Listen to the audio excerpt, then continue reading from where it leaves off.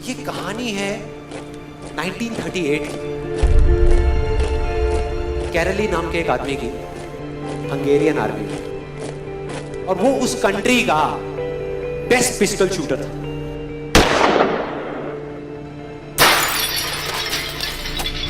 जितनी भी national championships हुई थी उस कंट्री में, उसको वो जीत चुका था। और सबको ऑलमोस्ट कंफर्म था कि 1940s में जो ओलंपिक्स होने वाले हैं उसमें गोल्ड मेडल कैरली को ही मिलेगा। और उसने सालों से ट्रेनिंग करी थी। उसका एक ही सपना था, एक ही फोकस था कि मुझे अपने इस हाथ को दुनिया का बेस्ट शूटिंग हैंड बनाना है, बेस्ट बनाना है, बेस्ट बनाना है। और वो कामयाब हो गया, उसने बना लिया बेस्ट शूटिंग हैंड। सिर्फ 2 साल का फर्क था। 1938 में एक आर्मी का ट्रेनिंग कैंप चल रहा था। क्योंकि वो आर्मी में था तो एक एक्सीडेंट हो गया। उसके उसी हाथ में जिससे उसने गोल्ड मेडल जीतना था, उसमें एक हैंड ग्रेनेड फट गया और वो हाथ चला गया। जो उसका सपना था, जो फोकस था, सब खत्म।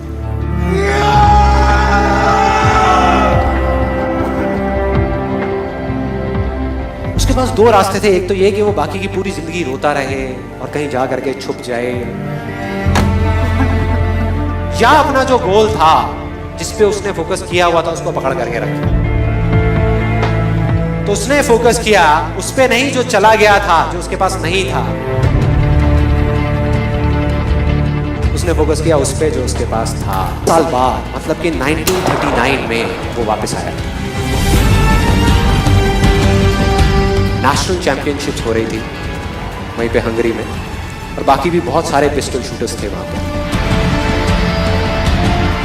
उन्होंने जा करके उसको कंग्रेचुलेट किया, कहा कि यार देखो, ये होता है जज्बा, ये होती है स्पोर्ट्समैन स्पिरिट, कि इतना सब कुछ होने के बाद भी तुम यहां पर आए हो हमको देखने के लिए और हमारा हौसला बढ़ाने के लिए।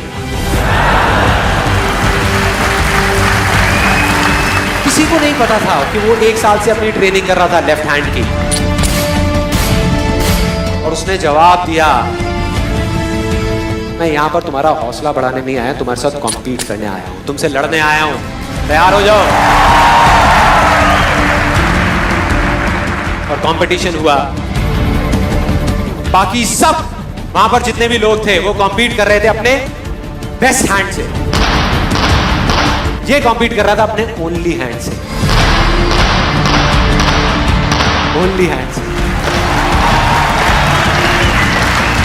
कौन जीता? The man with the only hand, Kairali जीत गया। लेकिन वो यहां नहीं रुका। उसका गोल क्लियर था कि मुझे इस हाथ को इस कंट्री का नहीं, इस पूरी दुनिया का बेस्ट शूटिंग हैंड बनाना है। उसने अपना सारा फोकस उठा करके डाला 1940 पे, जब ओलंपिक्स होने वाले थे। लेकिन 1940s के ओलंपिक्स कैंसिल हो गए वर्ल्ड वॉर की वजह से।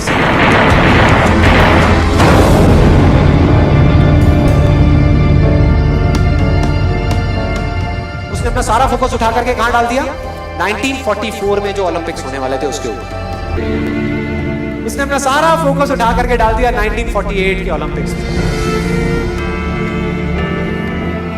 1938 में उसकी एज थी 28 साल, 1948 में उसकी एज हो चुकी थी 38 इयर्स। और जो यंगर जो प्लेयर्स आते हैं निकल करके, उनसे कॉम्पीट करना मुश्किल होता चला जाता है। लेकिन मुश्किल नाम का ये वर्ड था ही नहीं उसकी डिक्शनरी में।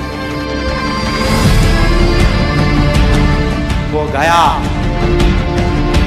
पूरे वर्ल्ड के बेस्ट शूटर्स आए हुए थे जो अपने बेस्ट हैंड से कॉम्पीट कर रहे थे, और ये अपने ओनली हैंड से कॉम्पीट कर रहा था। और कौन जीता? The man with the only hand.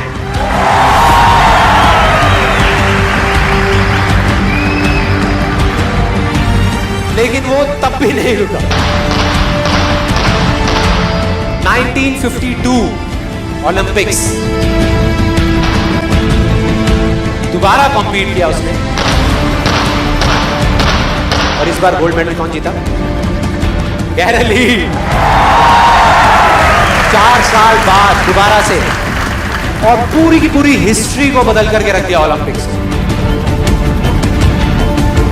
इस पर्टिकुलर कंपटीशन में उससे पहले किसी भी एथलीट ने लगातार 2 गोल्ड मेडल्स नहीं जीते।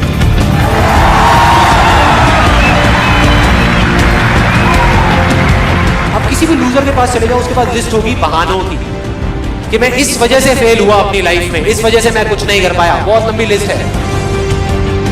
दूसरी तरफ विनर के पास चले जाओ, उसके पास में 1000 वजह होगी वो ना करने की जो वो करना चाहता है, सिर्फ एक वजह होगी वो करने की जो वो करना चाहता है, और वो कर जाएगा।